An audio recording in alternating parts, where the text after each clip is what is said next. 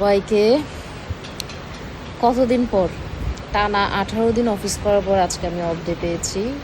চিন্তা করেন কি পরিমাণ রাশটা ছিল। তো আজকে সকালটা ছিল এরকম ঝিরঝিরে একটু বৃষ্টি।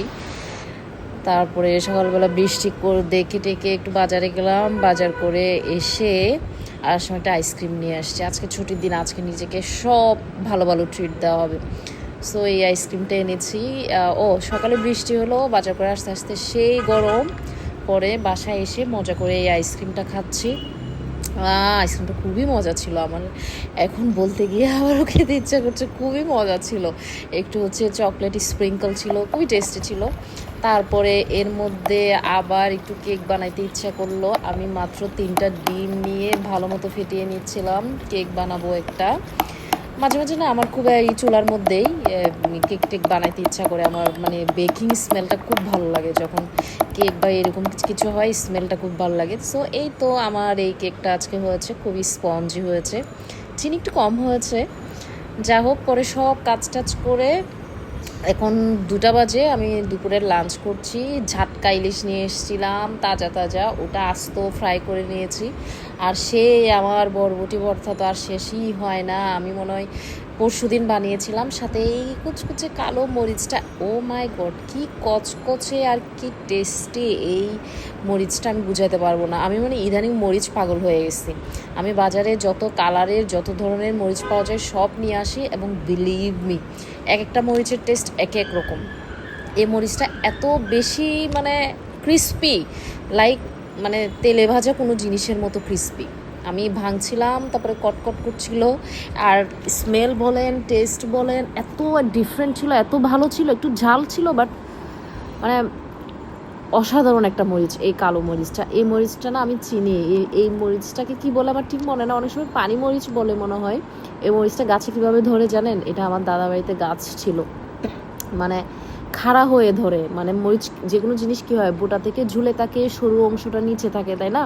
এটা সরু অংশটা একদম স্ট্রেট আকাশের দিকে মুখ করে থাকে, পুরো উল্টা, যেন উল্টা করে এই মরিচটাকে আর কি ঝুলিয়ে দেওয়া হচ্ছে, এই ধরনের করে ধরে। হ্যাঁ, আপনারা সার্চ করে দেখবেন নেটে। এই মরিচটা খুবই ইন্টারেস্টিংভাবে আর কি গাছে ধরে, খেতেও এত মজা। আমি অনেক, এটা ইউনিমার্টে চোখে পড়েছিল আমার। ওইখানে যে এথনিক যে সেকশনটা থাকে বান্দরবান বা এই সব হিল ট্রেক্টের সবজি ফল টল পাওয়া যায়, ওই সেকশনে আমি মরিচটা পেয়েছি। সো পাওয়ার সাথে সাথে কিনেছি, এবং worth it, it's totally worth it আর কি। খুবই টেস্টি, আমি খুব মজা করে খাচ্ছি। আর ইলিশটা জীবনে কখনোই ঝাটকা কেনার অভ্যাস ছিল না, বাসায়ও কখনো কিনে নাই। ওই যে ছোটোবেলায় বিটিভিতে দেখাতো ঝাটকা মাছ মারা ধরা অপরাধ কী সব, তো বাসায়ও কখনো কিনে নাই, শুনে এসেছি এগুলো মজা হয় না। পরে এখন তো ঢাকায় আমি কিনলাম, এত টেস্টি।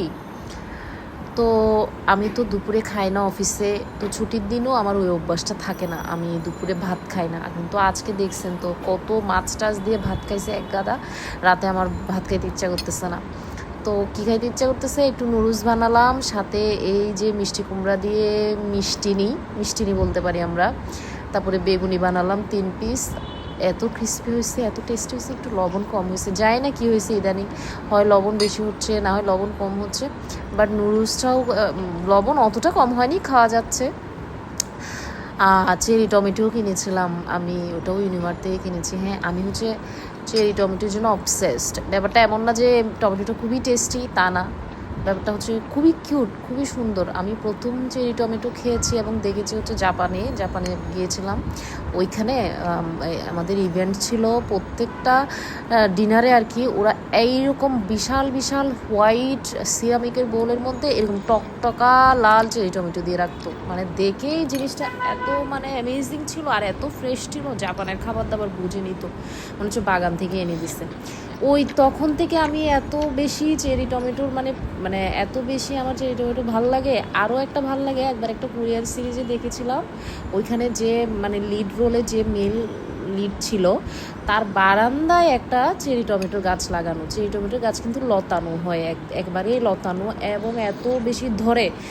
তার বারান্দাটা ছিল লতানো একটা চেরি টমেটো গাছ, থোকা থোকা টমেটো, টকটকে লাল, দেখে আমি পাগল। আমার এটা একটা ড্রিম, সেটাই ড্রিম, হয়তো এত স্পেসিফিক এত ছোট হয় না, বাট যতই ছোট হোক আমার এটা ড্রিম। একদিন আমারও বারান্দায় একটা চেরি টমেটোর লতানো গাছ হবে, থোকায় থোকায় ঝাঁকে ঝাঁকে চেরি টমেটো ধরবে। এটা আমার মানে এই জিনিসটা আমাকে এত বেশি, আমি এটা নিয়ে আমার বুকের মধ্যে এত মানে লালন করি আমি এই সুখটা, যে আমার একদিন একটা চেরি টমেটো গাছ হবে। ইভেন আমি এই চেরি টমেটো কিনেছি বীজ নেওয়ার জন্য, হ্যাঁ, বাট কেটে দেখি কি ওর ভেতরে না কোনো বীজই নেই। So tata, bye bye.